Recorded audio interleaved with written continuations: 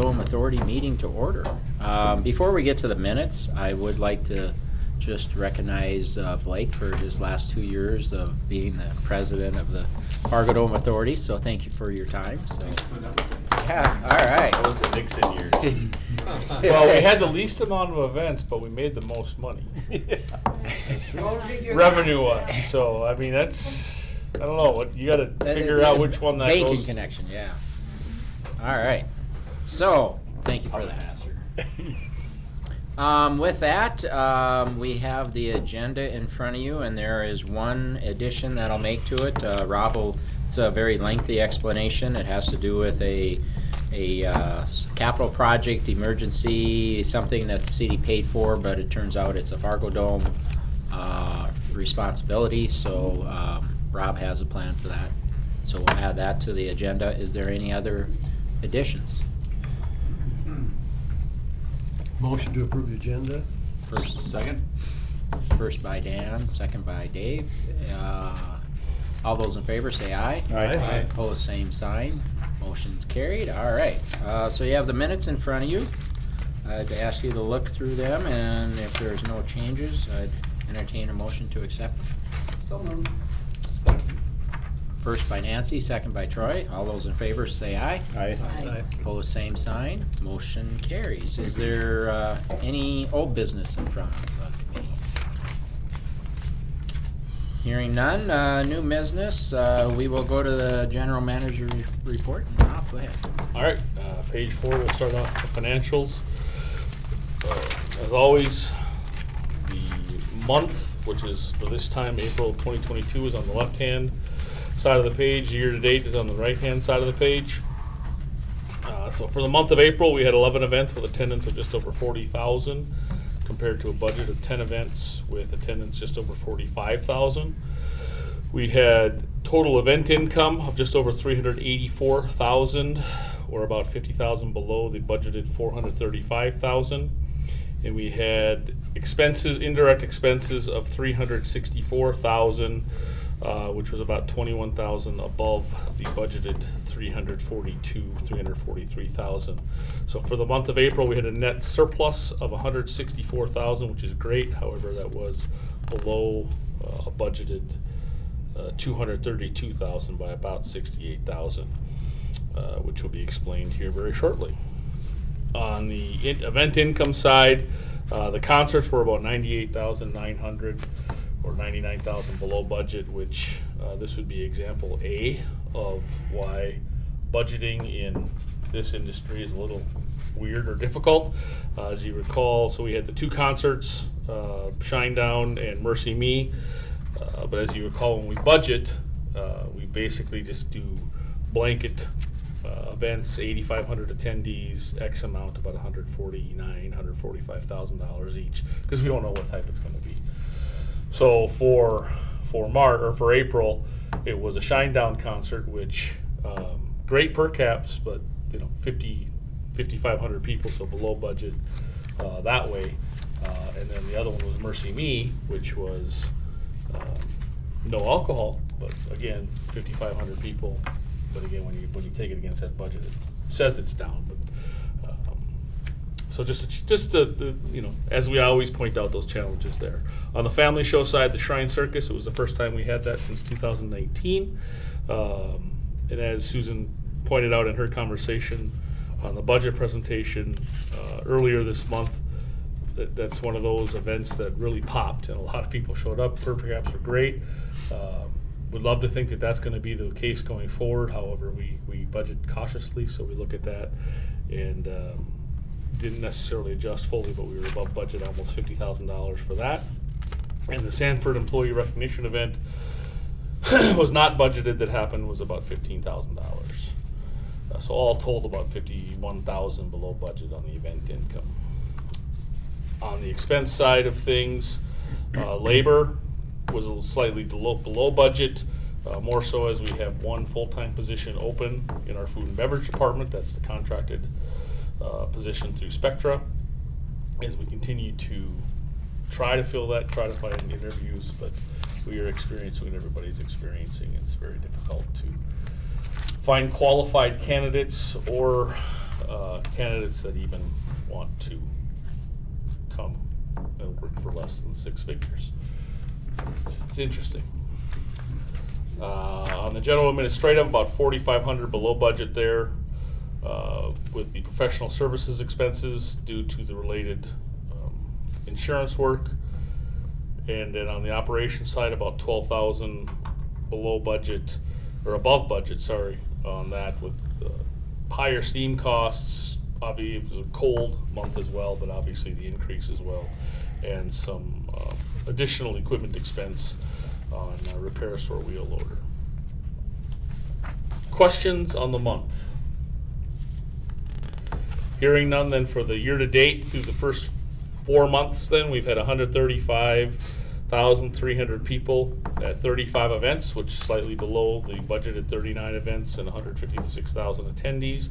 We've had total event income of just about $1,532,000, about $30,000 below budget there.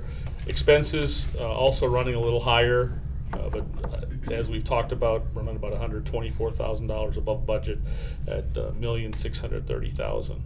But the good thing is we still have an event net surplus of just over $482,000 compared to a budget of $616,000, but very comfortable and pleased given everything that we're trying to control as best we can, but some things that are out of our control, we're doing pretty good there.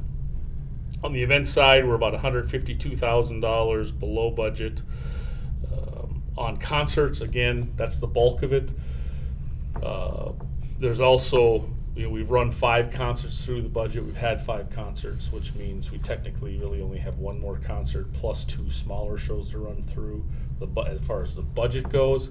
However, we still have Machine Gun Kelly, Maroon 5, and Greta Van Fleet to come up. So we feel a little level of comfort there, but still continuing to watch everything as we try to continue to find potential events going into a busy fall. The other highlights, as we've talked in the past, the rodeo and the Shrine Circus, both events that happened for the first time since 2019. The circus, as we said, significantly above budget. The PRCA was above budget a little bit as well. The trade shows about $10,000 below budget, which is kind of general in there with everything going on. And then the motorsports, $100,000 above budget, again with a very, very strong return it took. Any questions on the year-to-date financials?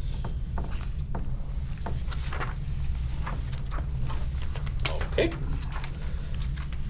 Hearing none, then we'll move on to past and upcoming events, page 13 of your packet.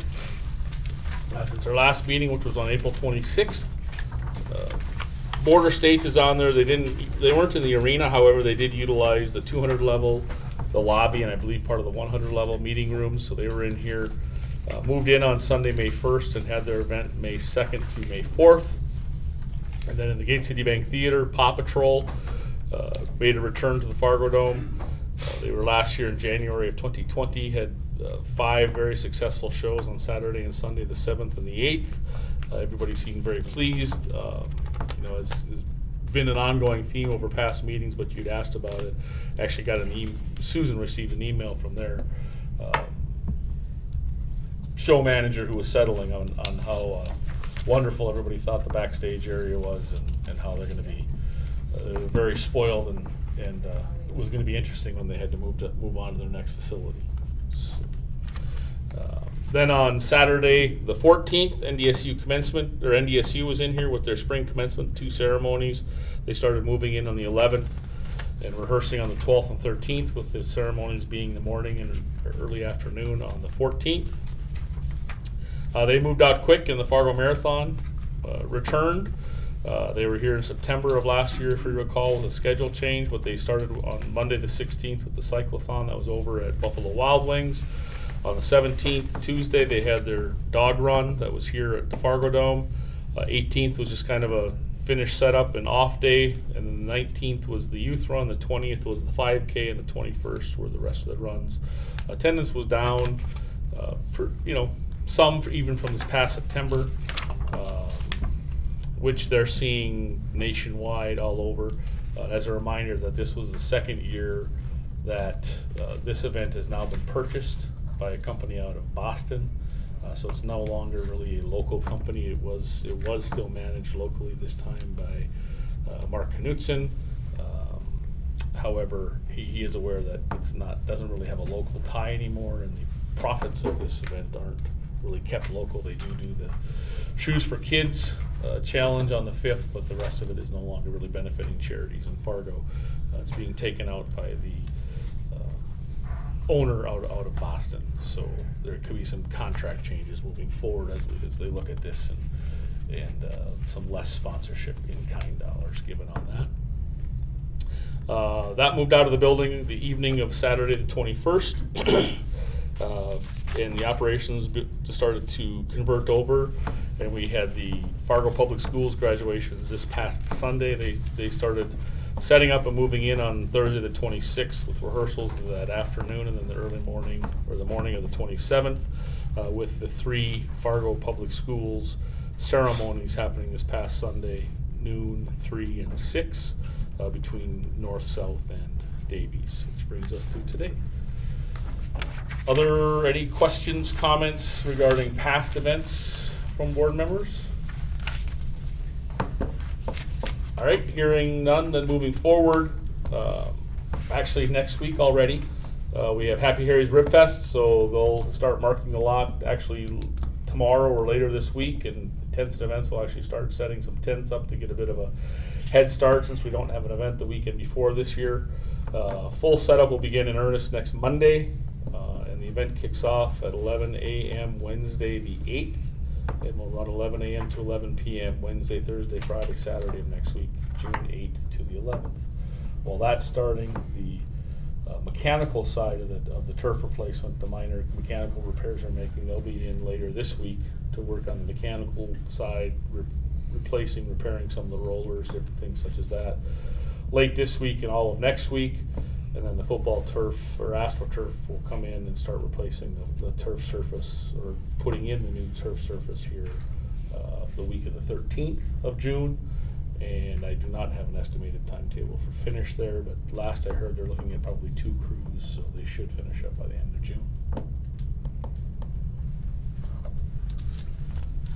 Which takes us to the next meeting, which is June 28th. Questions, comments from the board? Hearing none, that would conclude my report.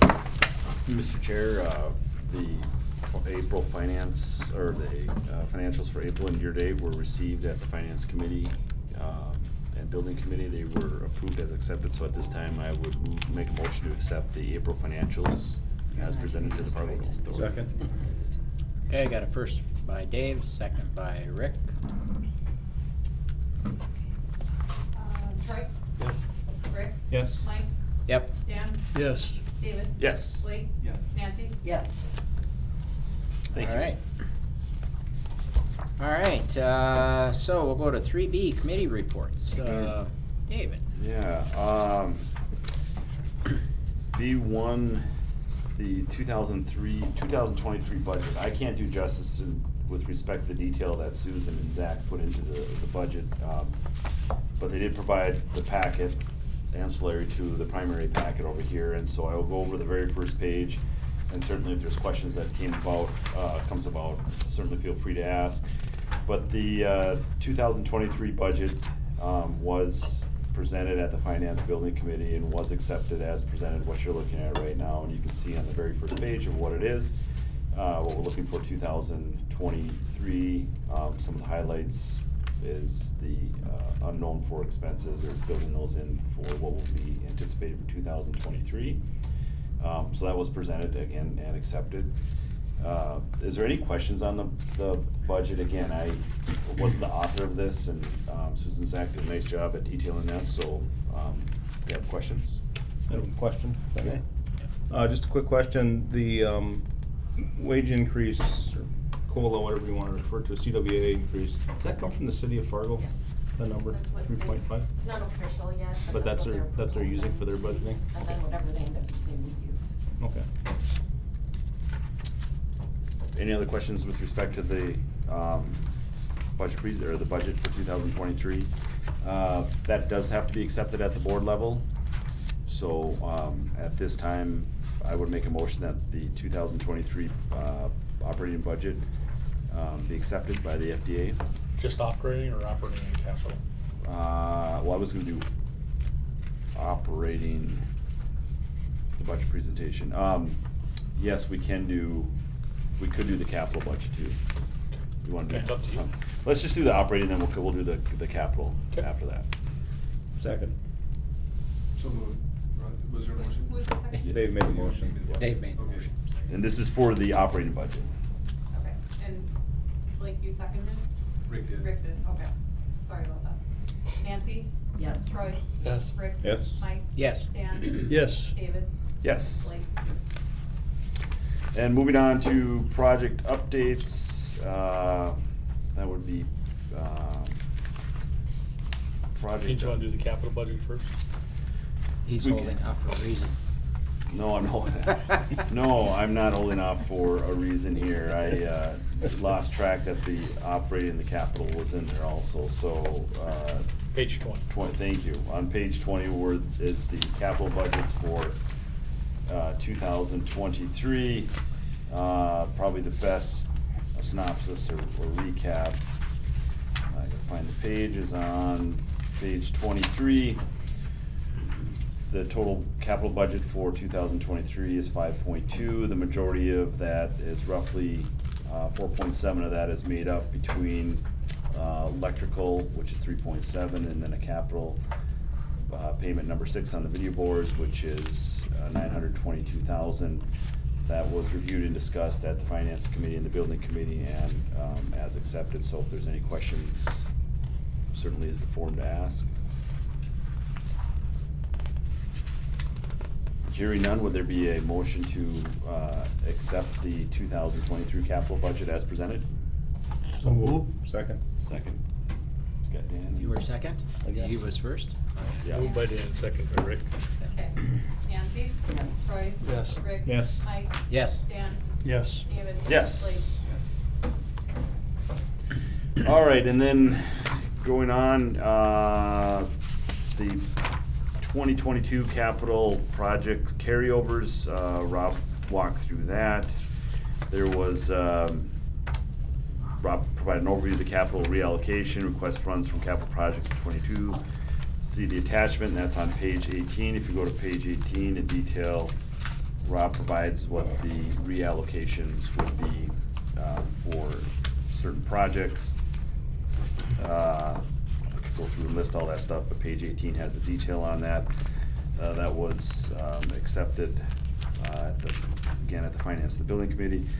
And the other item was the Verizon Fargo Dome DAS upgrade amendment.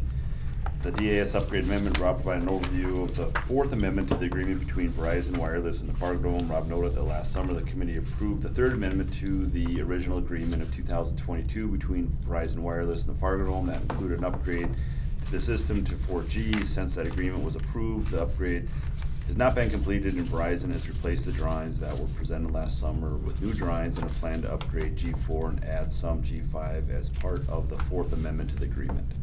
That's anticipated to be completed by the end of the summer 2022. Item C, the April financials, we reviewed those already, they've been accepted at authority level. And then item D, which is escrow balance performance, that's on page 20. And as a brief recap, our position stands at 46.7 right now. That's as of, not right now, as of March 31st, 2022.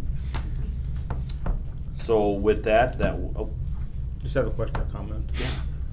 Just a comment on the trust fund, and I asked Susan if she had any updated information. This is March. I just went back and did a quick recalculation. Back in November, December, we kind of held off taking any excess funds and putting them into the trust account, you know, for not being sure what the returns were gonna be, that type of thing. I did a quick calc from 12/31 through 3/31 on the entire fund, the trust fund. To date, they've lost almost 6%. Keeping in mind that 1.8 of that was a No, disbursement. no, that's already in mind. Okay. But it's actual, that's fine. it's actual return on those return. funds. It's almost a 6% loss.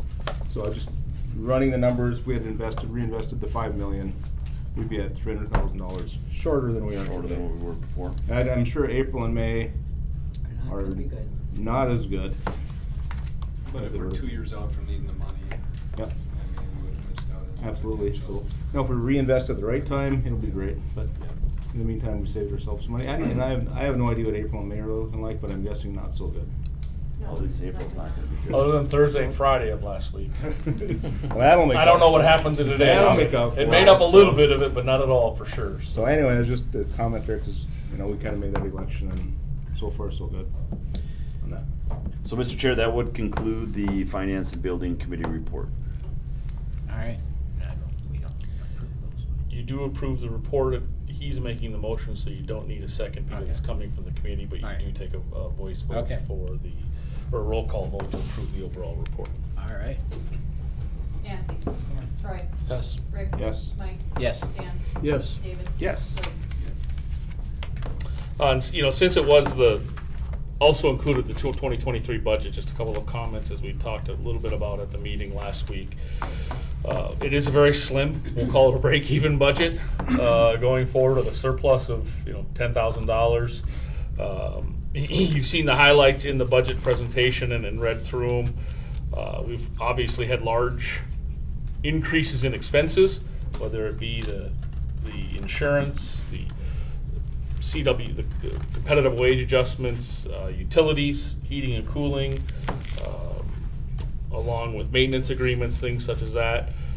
Our job is to find revenues. Obviously, we've looked at different things, and as we discussed last week, some of those things moving forward, which we'll have more discussions on. The timing is left up to this group and main tenants, but one of the things we're looking at is potentially increasing parking. Not going to be for 2022 and likely wouldn't even be for the beginning of 2023, but just analyzing it to see most venues in the area now are at that $10 to $20 range for parking, but they don't charge for some of the events we charge, so there's an offset there. We're looking at the different things and how we can kind of come up with a hybrid fee of maybe a $10 for some events, $5 for certain existing events, and none for not many, but some events such as youth football, non-revenue events, which we already don't charge for, things such as that.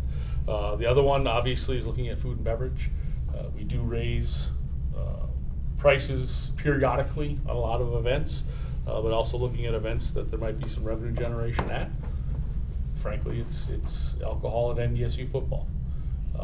There's been a lot of discussion amongst a lot of people for the last 5 years on that. It kind of went quiet when nobody could come into the building, but I think that's something that this board is going to need to address, whether it's asked for by the tenant, by the main tenant or the promoter of that event, to address attendance nationally at sporting events, whether it's something that this board wants to look at from a revenue standpoint. I don't have revenue projections. We just don't have a like event to show you. I mean, we can say that at a Monster Jam, which is kind of the same mix of adults and children and things such as that, it's 30 to 50% of sales. At a rodeo, not so much the same because there's not as many kids as adults or date nights. It's higher than that. But one of the larger logistical challenges we have is just staffing it. With NDSU football right now, with all the concession stands, we're able to use volunteer groups that have 15, 16, 17-year-olds, whether high school groups, whether they be dance clubs, Cub Scouts, Girl Scouts, all on up. But with the change, we wouldn't do it in everything. Obviously, we're not going to sell it like a concert, and I don't want it to look like a concert atmosphere in here, if you will, for that. But most of the permanent stands could be selling alcohol, which means now those people need to go to 18 and 21-year-olds.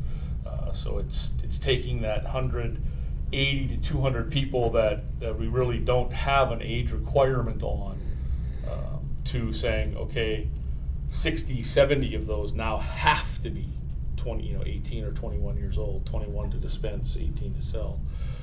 And then changing over that mix of groups that are available to work. So that's something we're talking to our volunteer groups right now. I think frankly, if you were to ask my opinion, I think it's a foregone conclusion.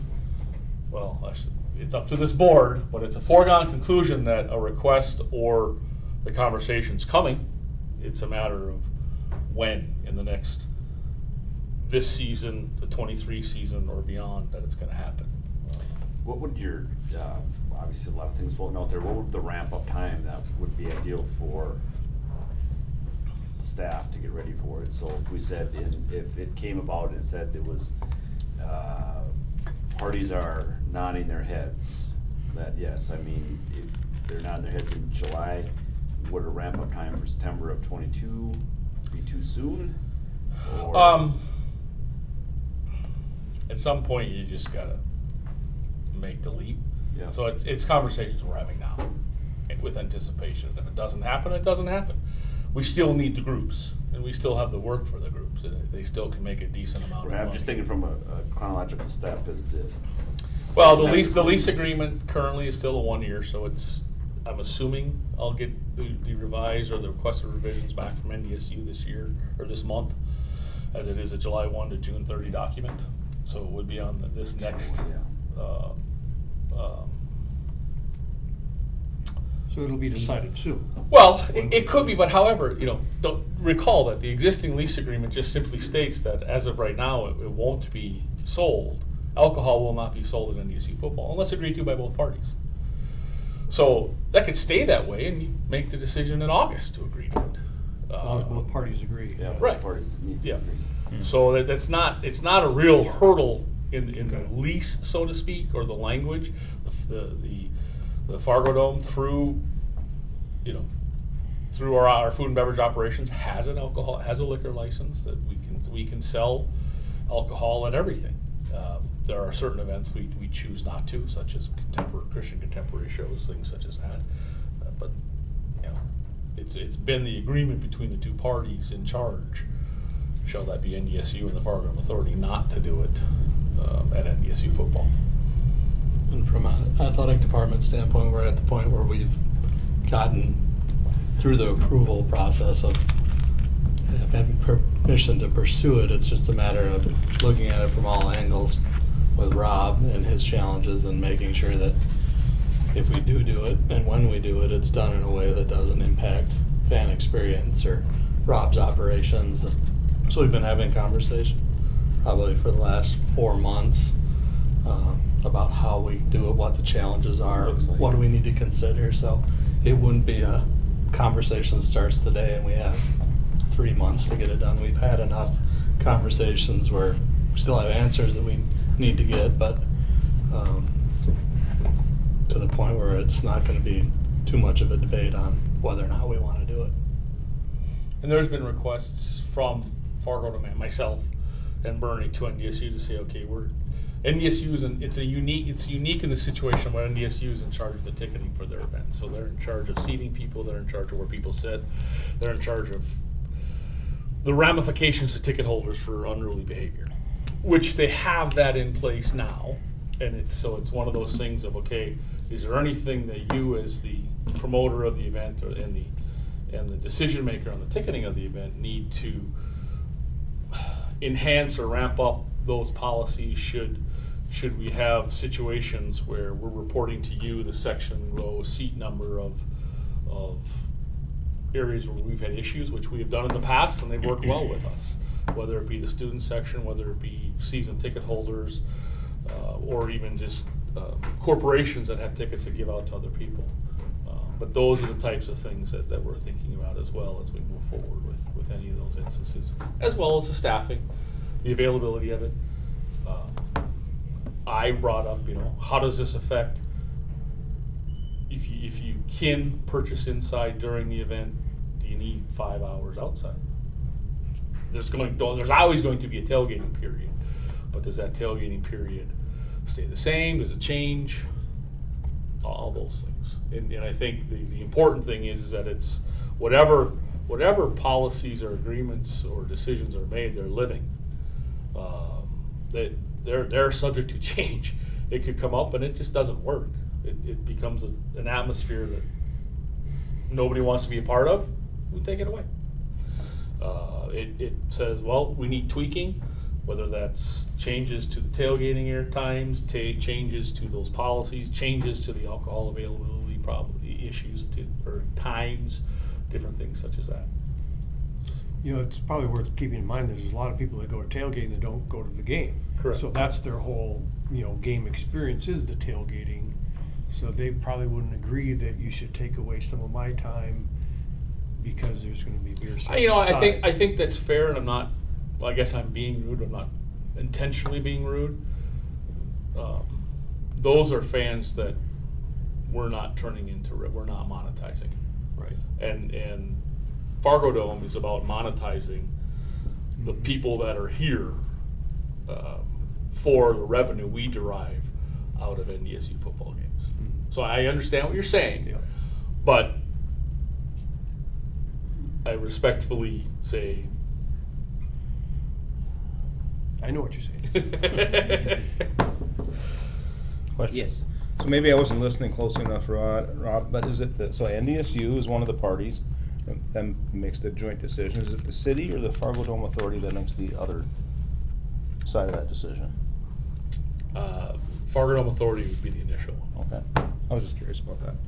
And I know you and I have talked about the whole tailgating business. It's two sides of a fence that you're just not gonna get over. You mean, Correct. someone's gonna win, someone's gonna lose, someone's gonna be happy, someone's not. And the monetizing piece. And I one of us get- in the snagger pants no matter which way we go. That's exactly right. That's kind of my point. So it would be interesting to see what they come up with. And I think the issue there is you brought up, see what happens instead of jumping to conclusions, what you have to do. Yep. Then how does it work the way it is? If it's not working the way you want, then you go ahead and have to make some changes. I think that's gonna be the important part of it, yes. That's just 2 cents. One other question on, the parking, I know the staffing is always a challenge for a lot of areas, parking included, and then we had the weather issues. I mean, has the Dome ever looked at and considered, or do venues ever look at and consider just adding $1 to a price of a ticket or something like that and foregoing the parking charge? And, you'd eliminate a bottleneck coming in and out, but what's the rationale for not doing that? Well, I can say historically, you do and you don't eliminate the bottleneck because you still got to direct the people, and the people have to have done their research ahead of time to know where they're going, which isn't a common practice amongst many of our event attendees, no matter the event they come to. They have to which- do that whether they're paid or not. which is very frustrating on our end. But I will say as an example, there's a venue in our general market area, eastern North Dakota, that opened up and saying, you know what, we're not gonna charge parking. We're gonna add $1 or $2 or $3 onto each ticket. What do you do when it's a free ticket? What do you do when it's a free gate? You've got vendors, we've got vendors right now who I've said, hey, let's, instead of charging parking at the gates, let's add, it's a significant revenue source for buildings. Yeah. And in particular, Fargo Dome. Let's, instead of doing the parking fee at the gate, when they come in, let's add $1 or $2 to the ticket, or let's add $10, $20 to your vendor fee or something. Nope, I don't want to do that. I want it known that it's you charging it so that you're the one who gets thrown underneath the bus. Okay, we're getting the revenue. I guess we'll do that. So there's pros and cons to everything. The technology's out there where you can prepay parking. Haven't really come up. There isn't a device out there that can withstand. It could in the fall, but not necessarily in the winter. The extremes of the climate. A scanner you're talking about. Right. So it's all kind of things we're talking about to speed things up, not speed things up. But it is a significant revenue source. As you look through the budget documents, it's $400,000, $500,000, $600,000 in revenue. So Well, I it's think been, we yep. just need to continue to Yep. be open-minded and look at Yeah. it, because there's alternate ways of doing it, and Yep. we might be doing it the best way, but that might change, Sure. too. Question. Yes. So this might be off topic a little bit, but, so I'm thinking about parking and paying for parking and whatnot, and I'm thinking about what we pay for tailgating spots. What part of that is Team Acres versus what part of that is Fargo Dome? We charge NDSU the prevailing parking rate per Okay, spot. so the majority of it's Team Acres. I honestly will tell you, I cannot I can tell tell you you it what is. you pay. I can't. know we charge the $5 prevailing parking Okay. rate. So there again, you start reducing, just a thought off the top of the head, you start reducing the amount of time for tailgating, you're gonna reduce the number of people who are willing to pay what they're paying for a tailgating spot, now you're reducing NDSU team maker income. So there's your get caught on the fence deal again, just saying. Good discussion. Any other Yep. discussion on parking? You know, and there's, I guess, when it comes to even parking, do we think our society would be willing to have a change in the parking structure? Because right now, some people are willing to save $5 or $10 and park and come early and park not on a neighboring street or someplace else. Well, now, some of the people that can get a parking spot a little later on won't get it, because if it's free parking, then they're just gonna come in and park. And so, I don't know, you know, I know at NDSU, we have a variety of parking things we've looked at, and it's, you know, in some aspects, we've just left things as is because they're somewhat working, and we don't get a lot of people saying, why did you do this and why did you do that? It just seems like right now, the market hasn't been very good on change, put it that way. I will say on the labor side of things, with parking, we expanded our volunteer nonprofit groups out to that. We have 1 or 2 Boy Scout groups that we work, that actually specifically work parking. And knock on wood, since we started that early this year, we've had some pretty decent success with getting the worker numbers that we need for out in the parking lot. We'll see how if that translates and continues to translate through the fall events, because I believe we didn't start it until after the first of the year. But it's different rates for different things as well. How much of that is directed and decided by the Fargo Dome Authority versus the promoter? I mean, do the promoters really have a right to dictate how we do it? The promoters don't dictate how they do it, they just want to make sure they get a piece of it. So if we added it to the ticket price, one of the dangers might be is we might be sharing part of that parking revenue in a sense. We already share parking revenue, so Okay. that's not the danger, but if we added it to the ticket price, one of the dangers is having another discussion with the promoter on no, you can't charge that. Or, you know, perception is big in the entertainment world of, we're gonna charge $90 for the ticket, but now we need to get $5 or $10 more off of everything else as a rebate back to us. Well, since you get 99 to 100% of the ticket revenue, why don't you just charge $100 for that ticket instead of 90? Well, we don't wanna do that. We don't wanna look green. Too late. So, I mean, it's by doing that, there are venues, a lot of amphitheaters will do that. Well, they'll, or started off doing that, you know, in my history of working in the industry since the early 90s. I worked at an amphitheater in the mid 90s where they'd give out, that they had a parking charge on the ticket. And then the comp tickets they'd give out, you'd have to have parking attendants out in the lot collecting the $5 or the $10 on that for the ones that don't have that or had the comp ticket. So it's just it's a convoluted mess. So that it's in the end, the way we do it is one of the cleaner ways, but there are certainly now with technology different ways of doing it as well. Okay. All right. Again, good just discussion. things that I wanted to bring up as conversations to this group saying, these are conversations we're gonna be having. You know, and I know we had this about 6 months ago of, I'm just trying to do part of my job to keep it on the forefront of your mind that things could be moving forward. All right. we will move on. Number 4, appointment of subcommittee members. So my suggestion, which will follow to be a motion, would be on building. It would be Dan, Nancy, and Troy. And on finance, it would be Rick, Blake, Dave, and myself. So that would be my recommendation and my motion to have those as subcommittee members. You requested motion. You're the Requested? president, You can't make a Oh. motion. Come on. Change. All right, so that's my recommendation for a motion. I'll make a motion You will to make that that motion? effect. All I'll right. second that motion. Dan first, Dave second? Nancy? Yes. Troy? Yes. Rick? Yes. Mike? Yes. Dan? Yes. David? Yes. Blake? And then with that, I confirmed with Rob, the chairs would be just in an appointment, so the appointment on building would be Troy would be the chair, and on finance, it would be David. So, and I believe both of those would accept. So with that, you're appointed.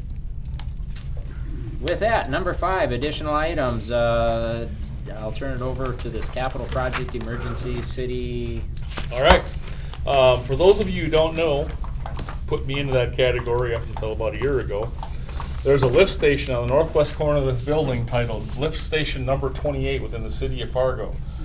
That the only place that serves is the loading dock of the Fargo Dome. So what that does is any water that comes in or out of there gets pumped from there by that lift station up into the City of Fargo storm sewer system. So the City of Fargo is great to work with because they employ me. They have wonderful employees, just ask. But they also monitor it, but when they repair it, if they can tie that expense back to a particular facility, they charge off of that facility, just like they do Albrecht. So we got notice, or we knew about it, but we have the bill. So under an emergency repair with the City of Fargo purchasing policy, Public Works went ahead. There's 2 pumps in there. One of them went out, so there was alarms going off. The city gets Public Works get notified. They checked it, so they had to purchase a pump. They said yes, go ahead. It's $21,360. So they purchased that underneath the City of Fargo emergency purchasing policy. Ben Dow called me and says, "Hey, where do you want me to take that out of?" And I said, "I think the storm sewer system is a great place to take that out of." That got turned down. So it's to us. However, in addition, if you recall, back in, I believe it was January, February of this year, we had a discussion on how we had some equipment that we no longer needed. A dually pickup and some different, a large tractor that have recently been sold at auction, at the city auction. So we received $73,737 in proceeds from that auction. And so I'm requesting a motion to accept the check because it's already been deposited by Susan. But then to use those funds to pay for this $21,300 in excess funds. So there's no effect on any current capital budget, carryover capital funds, or proposed capital plans in the future for Great that. idea. I'll make that motion. No, Rob, the other thing about that is maybe the other $50-some thousand ought to have a little note beside it, just in case the city has an emergency where we are gonna be fine. You know, it's funny you should bring that up because there's 2 motors in that. Rainy day There's On 2 the motors next and one. pumps in that lift station, and they are both original to 1992. So Mm. they are actually getting pricing on Get the to it. second one. Yeah. Plus, we are switching the monitoring system of that. Currently, it is monitored by the Fargo Dome Monitoring Company, which is Electro Watchman.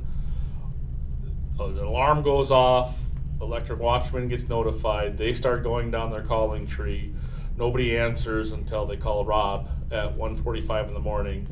And then I start calling the other people on the calling tree and they see it's my name and not some 1-800 spam number, so then they answer and we say, hey, or they call Bernie and he answers and he's gotta do the same thing. What we're doing is flipping this over so there'll be a one-time charge to flip it over to Public Works', the monitoring system Public Works uses for a lot of different things. So they will actually not only get the alarms, but they will be able to look at it on a daily basis. It's into their system. they'll be able to see, and when they see an alarm, they'll actually be able to see what it is and look at it versus now when they get notified, they have to send somebody up here to look at it. Just a question of curiosity, there's two pumps in there, are they redundancy pumps, or are they both actually? I believe they're designed to work in tandem, like one runs once, then the other one runs, and the other one runs. I don't believe, it shouldn't be a system, at least they've always tried to, and we always try to in certain situations where it's, the pumps will run together or Intermediate?